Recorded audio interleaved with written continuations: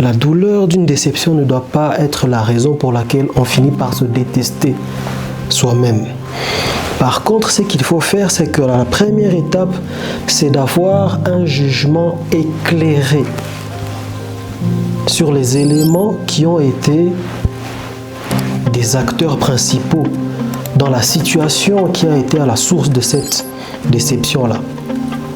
Deuxième étape, tirer des leçons.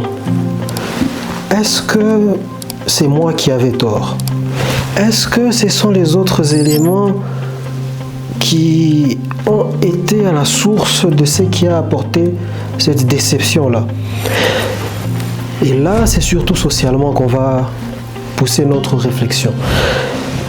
Et si moi j'avais tort et que les autres aussi en même temps avaient tort, qu'est-ce que j'aurais pu faire? Qu'est-ce que eux ils auraient dû faire? Qu'est-ce qu'ils auraient pu faire? Qu'est-ce que j'aurais dû faire?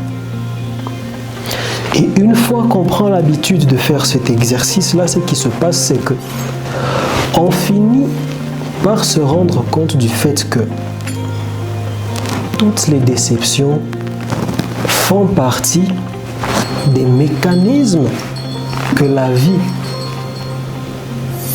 utilise pour nous grandir intérieurement. Ça fait partie des choses que l'on doit rencontrer sur notre parcours spirituel.